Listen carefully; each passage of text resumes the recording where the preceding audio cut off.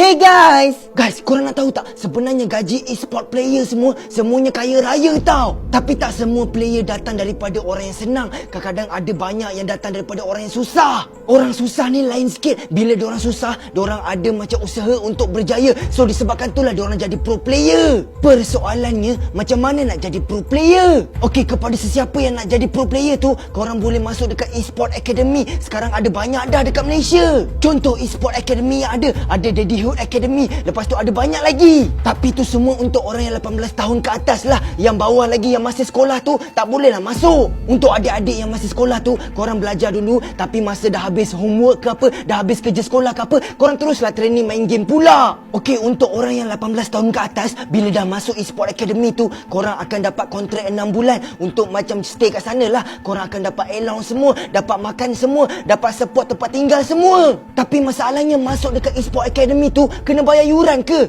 Itu yang best tu. Sebab apa? E-sport academy ni kalau kita nak masuk dekat academy diorang tak payah bayar apa-apa yuran. Korang akan jadi macam trainee lah dekat academy tu. Tapi lepas 6 bulan bila korang dah perform main ke apa, korang jadi apa pula? Okey, kalau dalam masa 6 bulan tu korang tiba-tiba power gila masa academy, lepas tu korang akan terus jadi pro player. Gaji korang minimum pun RM1,500. RM1,500 ni kiranya gaji basic tau. Bukan menang tournament ke apa. Kiranya gaji tu kalau korang kalah masa tournament ke apa pun, korang setiap bulan akan dapat juga. Tapi bila dah jadi pro player tu, korang akan dapat kontrak selalunya setahun lah. Tapi kalau tak perform masa dekat e-sport academy 6 bulan tu, macam mana pula? So untuk orang yang tak perform masa 6 bulan dekat academy tu, korang kena masuk balik dekat academy yang baru. Kiranya macam start balik lah. Tapi kadang-kadang bila dah jadi pro player, kadang-kadang kita nak tambah juga duit side income kita kan. So masa itulah korang kena pakai Lita pula. Sebab banyak player, diorang nak tambah duit side income diorang main dekat Lita. Kenapa banyak pro player pilih Lita? Sebab Lita ni macam masa free time pun korang boleh buat. Kalau korang rajin gila pakai Lita ni, gaji korang average dalam setiap bulan dalam RM3,000 ke RM5,000 kalau korang rajin. Okey, kalau korang dah jadi pro player, lepas tu korang rajin pula dekat Lita,